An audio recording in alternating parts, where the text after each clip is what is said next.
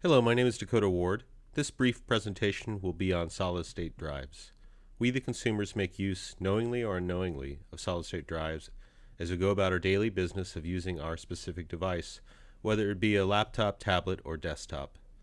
This presentation will explore the characteristics of solid-state drives and why these drives offer faster performance than the traditional hard disk drives. Generally, there are two types of disk drives used for storage on a device: hard disk drives and solid-state drives, each used for storing files, applications, operating systems, and other media. To understand the difference between the two, we must first look at hard disk drive characteristics. A hard disk drive operates by magnetizing a thin film of ferromagnetic material and samples the magnetizing transitions in order to read or write from the disk. A platter containing the data sits in the hard disk drive's housing and is spun on a spindle at speeds ranging from 4,200 to 15,000 revolutions per minute. As the platter rotates past an actuator arm, read and write heads housed on the actuator arm detect and modify the magnetization of the ferromagnetic material of the platter to enact a read or write of the data. A disk controller works in conjunction with firmware to control what sectors are written and read from the platter.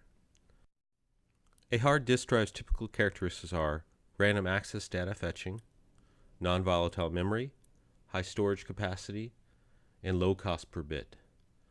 The drawbacks of a hard disk drive are typically lower transfer rates, making operations slower by comparison, and higher power consumption compared with newer technology. In contrast to hard disk drives, a solid-state drive is a device used for storage that mimics the function of a hard disk drive but has different architecture associated with faster read and write times. A solid-state drive contains no mechanical parts and have the following major components: flash memory, which generally most solid-state drives contain NAND flash memory, a form of non-volatile memory; a controller, which is an embedded processor that uses firmware for the following tasks: error correcting code, wear leveling, block management, read and write catching, garbage collection, and encryption. Another component will be the DRAM buffer, used as a volatile cache. And finally, the host interface, which is incorporated into the controller. The host interface allows the solid-state drive to connect with various protocols such as SAS or USB. Typically, solid-state drives are known for fast data transfer rates, temperature resiliency, low power consumption, and a small physical footprint. The known drawbacks of solid-state drives are their susceptibility to power outages and electromagnetic surges, degradation of NAND cells over time, and their higher cost per gigabyte. This is a high-level block diagram of a generic solid-state drive. Along with the components described previously, on board are passive elements such as DC to DC converter for internal power supply, quartz crystal for improving the clock precision, filter capacitors to help stabilize the power supply, temperature sensors to aid in power management. To understand how flash memory works, we must first look at the basic memory cell building block, which is a floating gate transistor, a MOS transistor, with two overlapping gates. The bottom gate is isolated by being completely surrounded by oxide. This gate acts as a trap for electrons and benefits from its isolation by being able to retain charges for long periods of time. The top gate acts as the control gate and is the bridge connection to the rest of the circuit. Adding or removing electrons from the bottom gate performs either a program or an erase operation of the memory cell, which modifies the voltage of the memory cell itself. When a fixed voltage is applied to the cell's terminals, voltage differentials between the gate voltage and the cell's voltage, VTH, can be used to gauge the digital voltage level of the cell. If the gate voltage is higher than the cell's voltage, then the cell is a 1. If the gate voltage is lower than cell voltage, then the cell voltage is 0. Flash memory is using NAND house arrays of floating gate transistors, which make up a memory cell. Depending on their architecture, these memory cells can hold up to 4 bits per cell. The NAND flash building block is a NAND string. The string is a series of connected cells and can range in size from 32 to 128 cells. This diagram shows an example of an 8-bit NAND string stored in 8 floating gate arrays. To illustrate a basic read operation and to read any value of the array, first you must set the voltage of the desired word line transistor low. Then, set the voltage of the remaining gates to higher than VTH to override residual charges in these gates, giving a low resistance connection to the bit line and ground. Then set the voltage of the bit line select and ground select transistors to VTH, connecting the word array to the bit line. Finally, read the value of the desired bit line. If a charge is present on the bit line, it will have been connected to ground and read as a logical 0. Otherwise, it registers as a high impedance and reads as a logical 1. Byte arrays can be scaled to increase total storage capacity by connecting single NAND strings with adjacent and consecutive strings, as shown with the diagram on the left.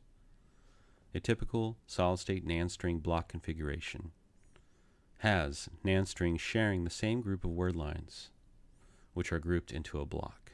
Blocks form logical pages, and the number of pages are related to the memory cell's storage capacity, 1 through 4 bits. A logical page is the smallest addressable unit for read and write operations, and is also the smallest erasable unit in the NAND flash memory.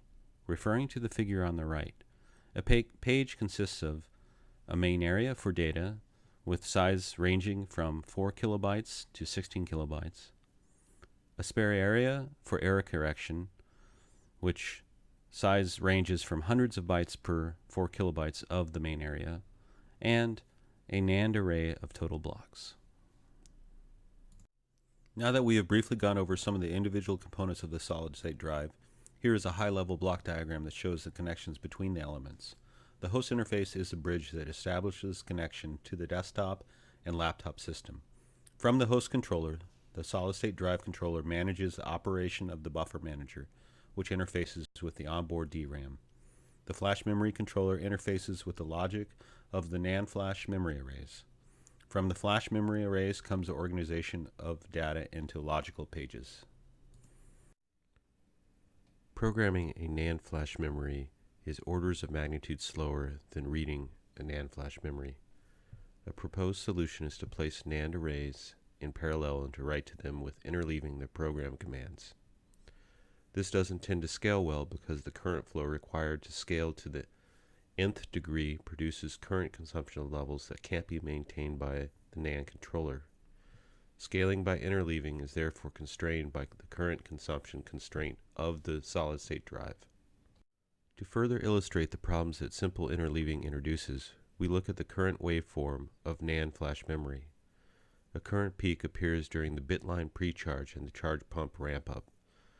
If the current peak of 2 or more NAND chips occur simultaneously, the solid-state drive will experience a surge of current flow and corresponding power supply voltage drop. A solution to the noise generated by the current surge that an interleave can produce is to add a power detect signal which is connected to NAND flash memories and the controller. If one of the NAND memories starts a bit line precharge or charge pump ramp up that triggers a current peak condition, the NAND memory pulls down the power detect signal, which tells the controller to not issue a write command. A ready busy signal is also connected between the controller and the NAND flash memories. Ready busy is low, meaning it is busy, if the NAND chip is performing a read, program, or an erase command.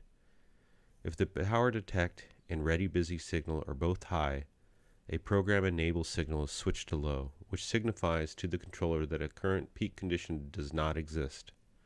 Write commands are then enabled and executed. This feature of intelligent interleaving is only one of the many strategies implemented to make a solid-state drive outperform a hard disk drive in transaction speed. By using the onboard NAND controller and adding more logic to the circuit, current peak issues of interleaving are mitigated and allow for multiple NAND flash memories to operate concurrently. Projected trends indicate that hard disk drives will remain a cheaper alternative for the near future if capacity is wanted over read and write performance. But as new NAND technologies emerge, such as 3D NAND, DDR NAND, and asynchronous NAND, the gap between the cost-benefit of the two types of drives is and will shrink to where hard disk drives will become a relic of the past.